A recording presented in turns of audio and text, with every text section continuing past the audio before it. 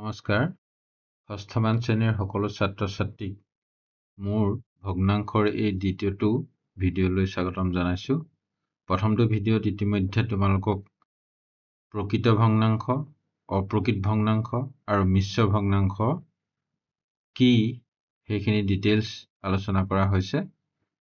এতিয়া আমি পুনৰ প্ৰকৃত, অপ্ৰকৃত, মিশ্ৰ, সদৃশ আৰু অসদৃশ ভগ্নাংশ এটা এটাকৈ কাক বোলে উদাহৰণসহ এইটো ভিডিঅ'ত আলোচনা কৰিবলৈ লৈছোঁ। ইতিমধ্যে আমি প্ৰকৃত, অপ্ৰকৃত আৰু মিশ্ৰ আলোচনা কৰিছোৱেই। ইয়াত প্ৰকৃত, অপ্ৰকৃত আৰু মিশ্ৰৰ লগতে সদৃশ আৰু অসদৃশ ভগ্নাংশ আমি আলোচনা কৰিবলৈ লৈছোঁ। ঠিক আছে, এতিয়া প্ৰতিটোৰে আমি সূত্ৰ লিখিম, কাক বোলে লিখিম। লিখাৰ বিভিন্ন প্ৰকাৰ আছে, বিভিন্ন প্ৰকাৰে তোমালোকে মূল কথাটো প্ৰকাশ কৰিব পাৰিলেই হ'ল। ঠিক আছে,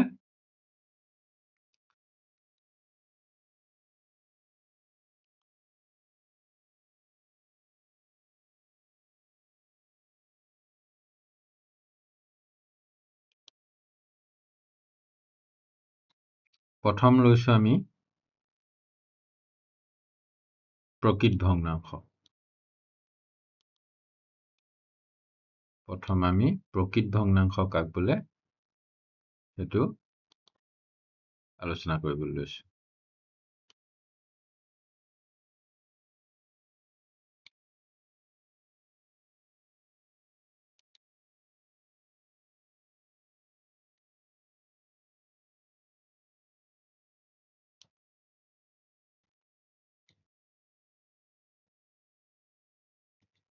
প্ৰকৃত ভগ্নাংশ কাক বোলে? যি ভগ্নাংশৰ হৰটো লবতকৈ ডাঙৰ তাক প্ৰকৃত ভগ্নাংশ বোলে। হৰটো লবতকৈ ডাঙৰ হ'ব লাগিব। হৰটো লবতকৈ ডাঙৰকে লিখি যিহকে নিলিখোঁ লাগিলে গোটেইখিনি প্ৰকৃত ভগ্নাংশ।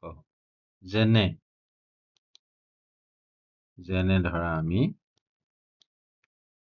বোলে 2/1 প্ৰকৃত ভগ্নাংশ, 3/2 প্ৰকৃত ভগ্নাংশ, ডাঙৰকে লিখোঁ 10/7 প্ৰকৃত ভগ্নাংশ, বোলে 7/3 প্ৰকৃত ভগ্নাংশ।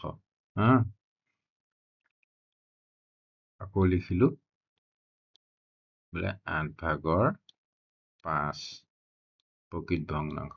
আকৌ লিখিলোঁ বোলে বেলেগ গৈছে 11/12 লিখি দিলোঁ। পটককে আমি ভুল এটা কৰি দিলোঁ। প্ৰকৃত ভগ্নাংশ লিখি কি কৈছিলোঁ কি আমি? যি ভগ্নাংশৰ হৰটো লবতকৈ ডাঙৰ। হৰটো ডাঙৰ হ'ব লাগিব। এইটো হৰটো কিমান? এইটো 11হে। হৰ লব গণ্ডগোল আছে নেকি? যে ভগ্নাংশৰ তলত থাকে হৰ, তলত থকাটোক হৰ বুলি কয়, ওপৰত থকাটোক কয় লব। ওপৰত থকাটো লব, তলত থকাটো হৰ। গতিকে এইটো ভুল হ'ল আমাৰ। ভুল হ'লে আমি কাৰেকশ্যন সহজে কৰি দিব পাৰোঁ। কেনেকৈ কাৰেকশ্যন কৰিব পাৰোঁ? আমি লবটো সৰু কৰি দিব লাগিব। এইটো 12 নিলিখোঁ। 10 পৰা তলত যিয়ে নিলিখোঁ, 10 লিখিলেও হ'ব, নালাগে। 10কে লিখিলোঁ। 11/10 প্ৰকৃত ভগ্নাংশ হ'ব। 100/90 লিখিলোঁ। প্ৰকৃত ভগ্নাংশ। হৰ ডাঙৰ 100, লব সৰু। ঠিক আছে, অতি সহজ বস্তু এইটো। তাৰপিছত প্ৰকৃত, অপ্ৰকৃত ভগ্নাংশ কাক বোলে আমি? এতিয়া অপ্ৰকৃত আলোচনা কৰিম আমি। একেই, ইয়াৰ বিপৰীতটো, প্ৰকৃত ভগ্নাংশৰ বিপৰীতটো। প্ৰকৃত ভগ্নাংশৰ বিপৰীতটোৱে হ'ল অপ্ৰকৃত ভগ্নাংশ। এইখিনি মোহাৰি দিছোঁ। প্ৰকৃত বুজি পাইছা ভালকে? আগৰ ভিডিঅ'টো কৈছোঁ, এইটো ভিডিঅ'টো অকণমান আলোচনা কৰিলোঁ। ঠিক আছে, এতিয়া আমি অপ্ৰকৃত আলোচনা কৰিম, অপ্ৰকৃত ভগ্নাংশ।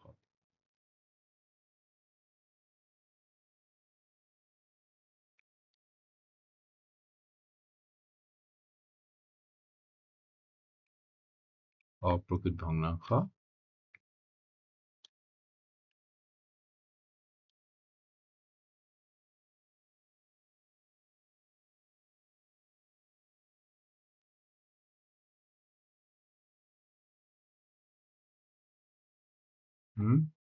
কাক বোলে অপ্ৰকৃত ভগ্নাংশ? যে অপ্ৰকৃত ভগ্নাংশ কাক বোলে? যি ভগ্নাংশৰ লবটো হৰতকৈ ডাঙৰ তাক অপ্ৰকৃত ভগ্নাংশ বোলে। ইয়াৰ ওলোটাটো হয় নহয়? হৰটো লবতকৈ ডাঙৰ আছিলে প্ৰকৃতত, আৰু অপ্ৰকৃতত লবটো হৰতকৈ ডাঙৰ। একেবাৰে সহজ। কি হ'ব? যে হৰটো লবতকৈ ডাঙৰ হলে মানে প্ৰকৃত হ'ব, আৰু লবটো হৰতকৈ ডাঙৰ হলে মানে অপ্ৰকৃত ভগ্নাংশ হ'ব। অন্য প্ৰকাৰেও ক'ব পাৰি, চোৱা এইটো এনেকে ডাঙৰ বুলি ক'লো, তেতিয়াহ'লে এনেকে কওঁ যে যি ভগ্নাংশৰ বেলেগ ভাগে কওঁচোন চাওঁ আমি। যি ভগ্নাংশৰ লবটো হৰতকৈ সৰু তাক প্ৰকৃত ভগ্নাংশ বোলে। লবটো বুলি ক'লে লবটো সৰু হ'ব লাগিব, হৰটো বুলি ক'লে হৰটো ডাঙৰ হ'ব লাগিব। কথাটো সিমানহে, যেনেকে নকওঁ আমি। এতিয়া অপ্ৰকৃত ভগ্নাংশ দুটামান আমি লিখিবলৈ চাম। অপ্ৰকৃত কি হ'ব লাগিব? লবটো হৰতকৈ ডাঙৰ হ'ব লাগিব। কি লিখিম বোলে? লবটো ডাঙৰ, লব ডাঙৰ, লব ডাঙৰ। লব ডাঙৰকে লিখিলেই হ'ল বোলে 3/4। লব ডাঙৰ বোলে 4/7।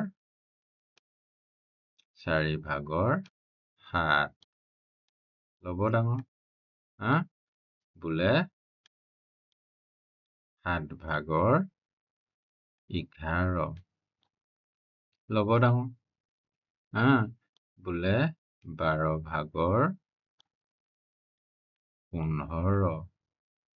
লব ডাঙৰ বোলে 18/25। 18/25। কি ডাঙৰ? লব ডাঙৰ। 3/4 লব ডাঙৰ, 4/7 লব ডাঙৰ, 7/11 লব ডাঙৰ, 12/15 লব ডাঙৰ, 18/25 লব ডাঙৰ।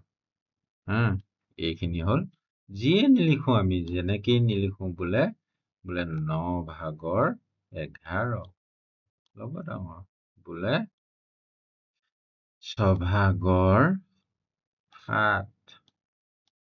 এক ডাঙৰ হলেও ডাঙৰ, মুঠতে লবটো ডাঙৰ।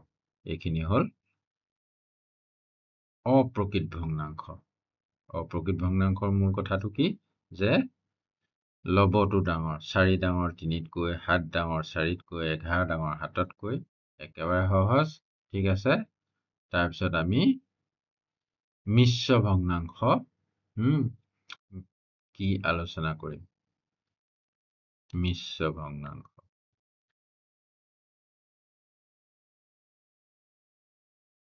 মিশ্ৰ ভগ্নাংশ আগৰটো ভিডিঅ'তে মই কৈছিলো যে মিশ্ৰ ভগ্নাংশ আন একো নহয়। মিশ্ৰ ভগ্নাংশটো কি?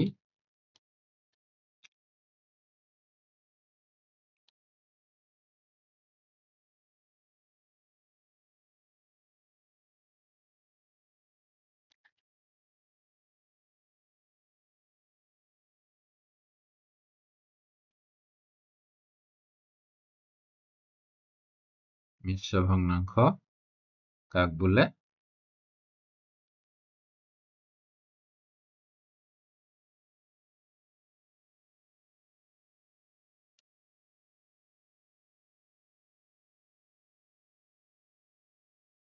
মিশ্ৰ ভগ্নাংশ কাক বোলে? মিশ্ৰ ভগ্নাংশ কাক বোলে? প্ৰকৃত ভগ্নাংশৰ লগত যদি পূৰ্ণ সংখ্যা লাগি থাকে, গোটা সংখ্যা। প্ৰকৃত ভগ্নাংশৰ লগত যদি পূৰ্ণ সংখ্যা লাগি থাকে তাক মিশ্ৰ ভগ্নাংশ বোলে। প্ৰকৃত ভগ্নাংশ দুটামান লিখোচোন বাৰু। মিশ্ৰ নহয়, প্ৰকৃত লিখো প্ৰথমতে। তাৰ লগত কি বুলি কৈছিলে? তাৰ লগত গোটা সংখ্যা লাগি থাকিব লাগিব। এতিয়া দুটামান আমি প্ৰকৃত ভগ্নাংশ লিখো। 3/1। 3/1 7/5 7/5 তাৰপিছত 5/3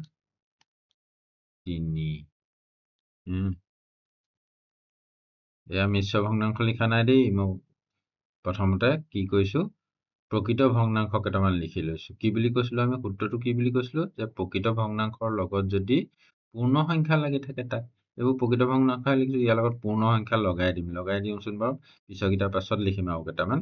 এতিয়া আমি এইটোতে পূৰ্ণ সংখ্যা এটা লগাই দিছো। কি পূৰ্ণ সংখ্যা এটা আমি ইয়াৰ লগত লগাই দিছো। কি এইখিনিতে লগাই দিলো 1 এটা, এইখিনিতে পূৰ্ণ সংখ্যা লগাই দিলো 2 এটা, এইখিনিতে পূৰ্ণ সংখ্যা এটা লগাই দিলো আমি 4 এটা,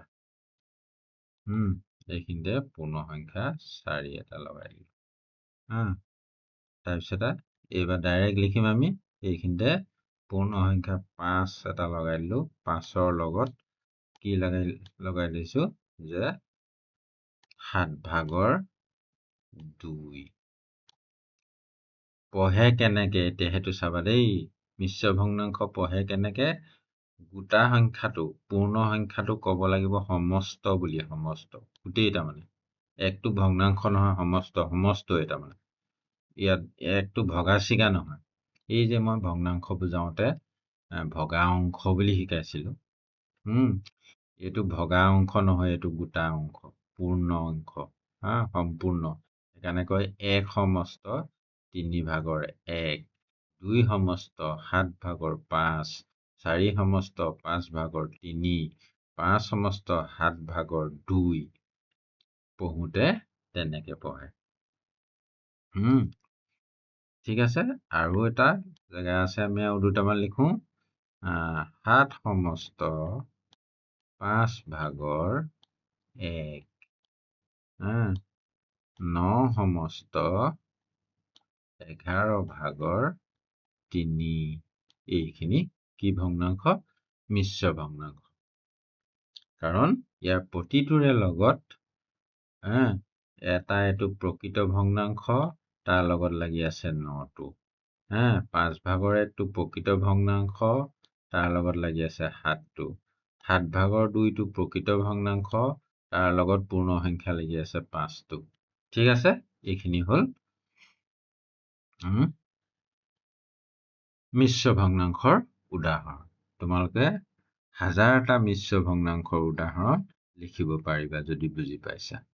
ঠিক আছে। তাৰপিছত আমি এই প্ৰকৃত অপ্ৰকৃত আৰু মিশ্ৰটো আমি আগৰটো ভিডিঅ'তে আলোচনা কৰিলো।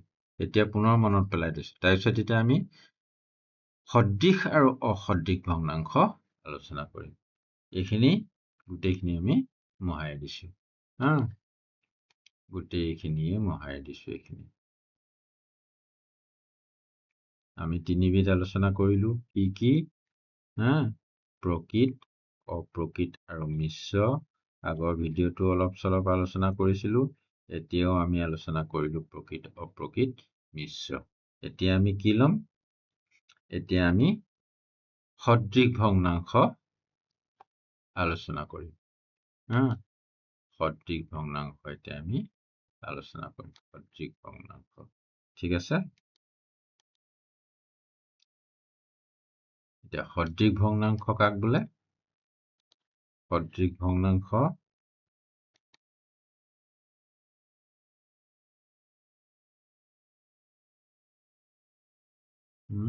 সৰু হৈ আছে, ডাঙৰ কৰি দিছো অকমান।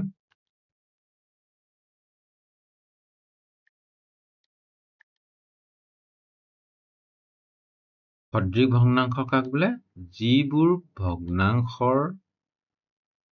ভগ্নাংশৰ হৰবিলাক সমান বা একে বুলিও ক'ব পাৰি, বিভিন্ন ধৰণে ক'ব পাৰি।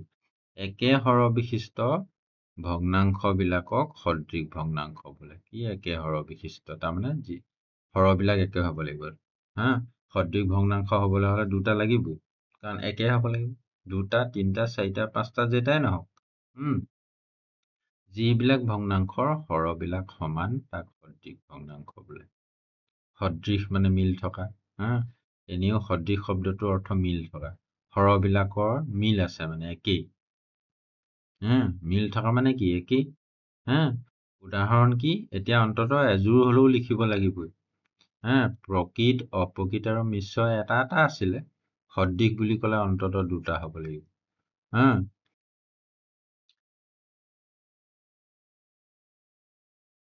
আমি উদাহৰণ লিখো, বুজিবলৈ চাওঁ। সূত্ৰটো আমি বুজিলো নহয় ভালকে। কাক বোলেতো বুজিলো যে যিবোৰ ভগ্নাংশৰ হৰবিলাক সমান তাক সদৃশ ভগ্নাংশ। হৰবিলাক সমানকে আমি 2-4টা লিখোচোন বাৰু। হৰবিলাক সমান হ'ব লাগিব। 4/3 আৰু 4/1 একেই হৰকেইটা 4-4। এইযোৰ এবিধ সদৃশ ভগ্নাংশ। 7/5 আৰু 7/3 সদৃশ ভগ্নাংশ। 9/5 আৰু 9/2 সদৃশ ভগ্নাংশ। এযোৰ সদৃশ ভগ্নাংশ। এযোৰ ইয়াত আৰু এটা লিখি দিলো বোলে 9/1। তিনিটা হলেও ইহঁত সদৃশ ভগ্নাংশ।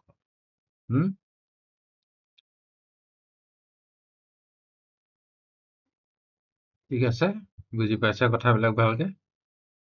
এতিয়া বাকী আছেগে আমাৰ অসদৃশ ভগ্নাংশ। এতিয়া আমি অসদৃশ ভগ্নাংশ আলোচনা কৰিম। একেই, প্ৰকৃতৰ বিপৰীতটো অপ্ৰকৃত, সদৃশৰ বিপৰীতটো অসদৃশ। প্ৰকৃতৰ বিপৰীত অপ্ৰকৃত, তেতিয়াহ'লে এইটো আমি মোটামুটি কৈয়ে দিব পাৰোঁ, লিখিম আমি পাছত। অসদৃশ ভগ্নাংশৰ সূত্ৰটো লিখিম বাৰু। তাৰ আগতে আমি কৈ দিওঁচোন যে সদৃশৰ ক্ষেত্ৰত কি ক'লো, যিবিলাক ভগ্নাংশৰ হৰবিলাক সমান তাক সদৃশ বোলে। তেতিয়াহ'লে যিবিলাক ভগ্নাংশৰ হৰবিলাক সমান নহয়, হৰবিলাক সমান হলে সদৃশ, হৰবিলাক সমান নহলে অসদৃশ। ঠিক আছে, লিখি লওঁ আমি। এইখিনি মোহাৰি দিছো।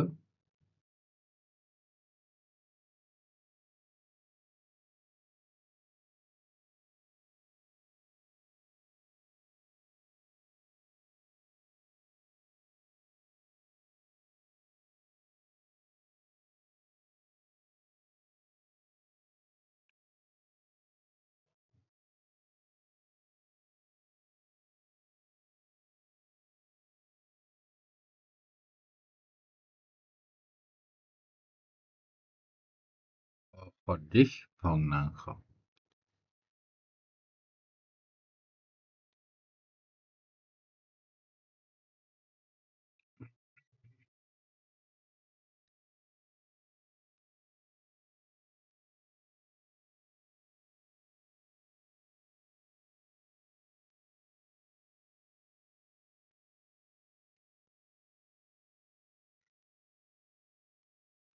অসদৃশ ভগ্নাংশ কাক বোলে?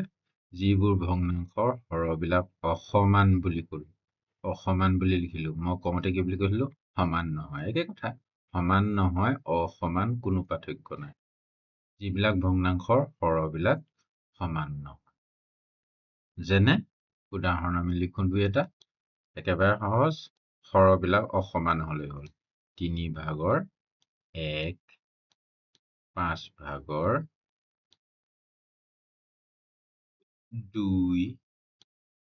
এইটো 3, ইয়াত হৰ 3, ইয়াত হৰ 5।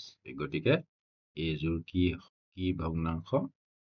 অসদৃশ ভগ্নাংশ। অসদৃশ মানে অমিল বুলিও ক'ব পাৰি।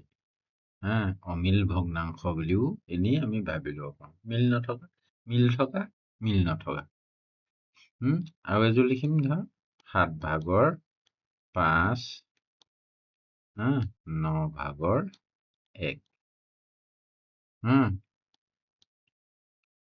ইয়াৰ মাজতে আমি হেৰিও ভৰাই দিব পাৰোঁ, অপ্ৰকৃত ভগ্নাংশও ভৰাই দিব পাৰোঁ, বোলে 5/7, ইয়াৰ হৰ 5, ইয়াৰ হৰ 9, ইয়াৰ হৰ 7, এইখিনি অসদৃশ ভগ্নাংশ।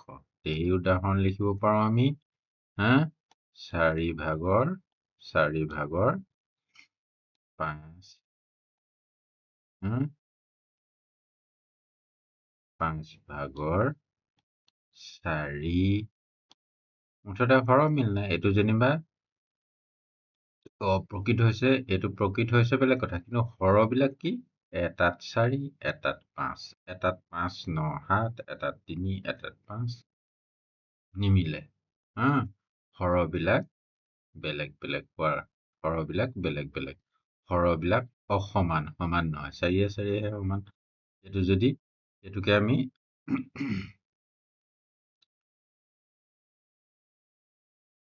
5/4টোৰ লগত আমি অসদৃশ নহয় যেনিবা সদৃশ কৰিবৰ কাৰণে 5/4 আছিলে, এই 4/5ৰ লগত ই অসদৃশ আছিলে, ইয়াৰ লগত আমি সদৃশ এটা মিলাই 5/2টো লিখি দিলো। এতিয়া এযোৰ কি হৈ গ'ল? অসদৃশ নহয়, এযোৰ সদৃশ হৈ গ'ল। কিয়? 5/5 আৰু 5 সমান, হৰবিলাক একে হৰ বিশিষ্ট। ঠিক আছে, এই আটাইকেইবিধ আমি প্ৰকৃতৰ পৰা ধৰি প্ৰকৃত, অপ্ৰকৃত, মিশ্ৰ, সদৃশ আৰু অসদৃশ আটাইকেইবিধ আমি ভগ্নাংশ ভালদৰে বুজি পালো। তাৰপিছত আৰু এটা কথা জানিবলগীয়া আছে, কি সেইটো আমি আলোচনা কৰিব বিচাৰিছো, কি যে ভগ্নাংশ বিলাক আচলতে কি? আগতেই কৈছো যে ভগা অংশ যদিও আৰু তাতে কথা আছে, কি আমি সেই কথাটো আলোচনা কৰিব লৈছো। ধৰি ললো ভগ্নাংশ এটা, আমি ধৰি ললো কি যিকোনো ভগ্নাংশ এটা লিখো, বোলে 5/3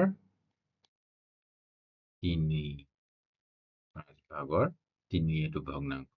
এই ভগ্নাংশটো মানে কি? এই ভগ্নাংশটো কি মানে লবটোক হৰণ কৰিব লাগে কিহে? লবটোক হৰণ কৰিব লাগে কিহে? হৰটোৱে। এইটো বেয়া হৈছে লেখাটো, 3 নিচিনা হৈছে। হৰটো কিমান? 5, তাৰমানে 3 হৰণ 5 কৰিব পাৰিম নে নোৱাৰিম হৰণ, সেইটো বেলেগ কথা।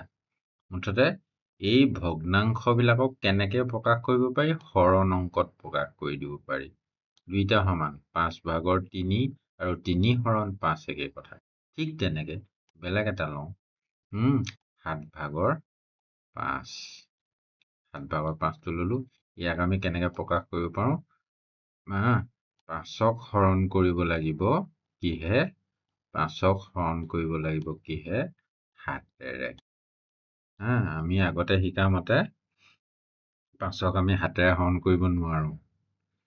এতিয়ালৈকে আমি যিমান জানো সেইমতে আমি 5ক 7ৰে হৰণ কৰিব নোৱাৰো। তথাপিতো কিন্তু 7/5 মানে অৰ্থটো সেইটো, 5ক হৰণ কৰিব লাগে কিহেৰে? 7ৰে। এইকেইটা বাৰু প্ৰকৃত ভগ্নাংশ লিখিলো, এইকেইটা 5/3, 7/5।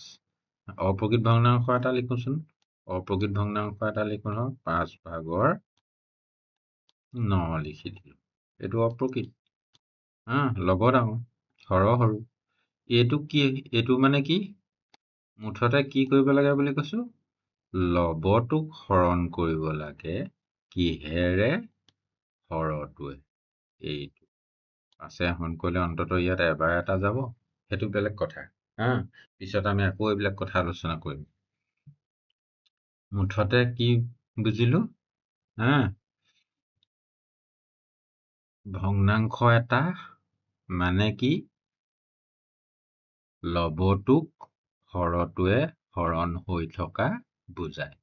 ঠিক আছে, এই কথাটো মনত ৰাখিব লাগিব যে লবটোক হৰটোৱে হৰণ হৈ থকা বুজায়। তেতিয়াহ'লে এই কথাটোৰ পৰা আমি অন্য এটা কথা এতিয়া চিন্তা কৰিব পাৰোঁ। কি কথা চিন্তা কৰিব পাৰোঁ? প্ৰকৃত ভগ্নাংশ কিছুমান চাওঁচোন। প্ৰকৃত ভগ্নাংশ দুটামান এইখিনিকে ল'ব পাৰিলোহেঁতেন, কিন্তু বেলেগ ল'ম আমি। বেলেগ লৈ পেলাই আকৌ আমি আলোচনা কৰোঁচোন। প্ৰকৃত ভগ্নাংশ এটা ল'লো, একেবাৰে সহজটোকে দুভাগৰ। এইটো মানে মই অলপ আগত শিকোৱা মতে কি আছিলে? একটোক হৰণ কৰিব লাগে কিহেৰে? কিহেৰে? 2ৰে হৰণ কৰিব লাগে। একক 2ৰে হৰণ কৰিলে কেনেকে? আমি বাৰ দিব নোৱাৰো। কি ডাঙৰ? ভাজ্যটো সৰু, ভাজকটোহে ডাঙৰ। গতিকে এইটো হৰণ কৰিলে 1 যে নোলাই একতকে সৰু ওলাব। গতিকে এটা কথা আমি ক'ব পাৰোঁ যে প্ৰকৃত ভগ্নাংশবিলাকৰ কি? মানটো একতকৈ সৰু। একতকৈ সদায় সৰু। প্ৰকৃত ভগ্নাংশৰ মান একতকৈ সদায় সৰু। মনত ৰাখিব লাগিব এই কথাটো। আৰু বুজি পালে মানে অট'মেটিক মনত থাকিব। সদায় প্ৰকৃত ভগ্নাংশবিলাক কি? এইটো যেনিবা 7 ভাগৰ যেনিবা 5 লিখিলো। 7 ভাগৰ 5। এতিয়া 5ক হৰণ কৰিব লাগে 7ৰে। 7ৰে 5ক হৰণ কৰিলে এইটো বাৰ নাযায় নহয়। এবাৰো নাযায়। ঠিক তেনেকে যেনিবা 5 ভাগৰ 3। 3ক হৰণ কৰিব লাগে কিহে? 5ৰে। হৰটোৱে মই অলপ আগত কৈছিলো নে? ভগ্নাংশ মানে কি? লবটোক হৰৰে হৰণ হৈ থকা বুজায়। তেতিয়াহ'লে লব 3, 3ক 5ৰে হৰণ কৰিলে কেনেকে পৰা যাব? সেইকাৰণে মই এই কথাটো তোমালোকক মনত ৰাখিবলৈ কৈছো। সেই কথাটো বুজি পালে এইটো সহজে মনত থাকিব। কেতিয়াবা প্ৰশ্ন আহিলেও বোলে শুদ্ধ নে অশুদ্ধ কোৱা। প্ৰকৃত ভগ্নাংশৰ মান সদায় একতকৈ সৰু। শুদ্ধ নে অশুদ্ধ ক'ব লাগে। হয়, কথাটো শুদ্ধ বুলি ক'ব লাগিব। ঠিক আছে, প্ৰকৃত ভগ্নাংশৰ মান একতকৈ সদায় সৰু। কিন্তু অপ্ৰকৃত ভগ্নাংশৰ ক্ষেত্ৰত কি হ'ব? আকৌ অপ্ৰকৃত ভগ্নাংশৰ ক্ষেত্ৰত কি হ'ব? অপ্ৰকৃত ভগ্নাংশৰ মানটো একতকৈ ডাঙৰ। কেনেকে একতকৈ ডাঙৰ হ'ব? অপ্ৰকৃত ভগ্নাংশ এটা লিখিম এতিয়া মই। অপ্ৰকৃত ভগ্নাংশ এটা লিখিব গৈ আছো। কি লিখিম? অপ্ৰকৃতত কি হয়? লবটো ডাঙৰ হয়। এইটো 7 বুলি লিখিলো। হৰটো বেলেগ এটা লিখিলো, সৰুকে 3 ভাগৰ 7। 3 ভাগৰ 7 মানে কি? অলপ আগতে কোৱা মতে মানে 7টোক হৰণ হৈ আছে কিহেৰে? 7টোক হৰণ হৈ আছে কিহেৰে? 3ৰে। 3ৰে হৰণ কৰিলেতো 3 2 6, দুবাৰ এটা যাবই। গতিকে অপ্ৰকৃত ভগ্নাংশবিলাকৰ মান সদায় একতকৈ ডাঙৰ হয়। একতকৈ ডাঙৰ। অপ্ৰকৃত সৰু এটা লিখোচোন বাৰু। 3 ভাগৰ 4। এবাৰতো যাবই, এবাৰ গৈ আৰু কিবা থাকিব। সেইখিনি দশমিক ভগ্নাংশ যেতিয়া শিকিম, দশমিক যেতিয়া আমি শিকিম, তেতিয়া কথাখিনি ভালকে বুজি পাম। মুঠতে মনত ৰাখিবলগীয়া কথাটো কি? যে প্ৰকৃত ভগ্নাংশবিলাকৰ মান একতকৈ সদায় সৰু আৰু অপ্ৰকৃত ভগ্নাংশবিলাকৰ মান একতকৈ সদায় ডাঙৰ। আৰু ইতিমধ্যে মই কেনেকে মিশ্ৰ ভগ্নাংশক অপ্ৰকৃত ভগ্নাংশ, এইটো প্ৰথমটো ভিডিঅ'তে কৈছিলো যে অপ্ৰকৃত ভগ্নাংশ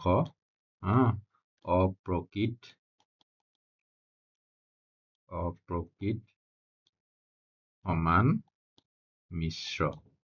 অপ্ৰকৃত ভগ্নাংশবিলাক মিশ্ৰ ভগ্নাংশৰ সৈতে একেই, উল্টা পুল্টা। অপ্ৰকৃত ভগ্নাংশবিলাকেই মিশ্ৰ ভগ্নাংশবিলাকেই অপ্ৰকৃত ভগ্নাংশ। সেইটো কথাও কৈ থৈছো, সেইটো কথাও মনত ৰাখিব লাগিব। ঠিক আছে, আধা ঘণ্টা অতিক্ৰম কৰিলে। গতিকে ইমানতে এই ভিডিঅ'টো আজিলৈ সামৰণি মাৰিছোঁ। ধন্যবাদ।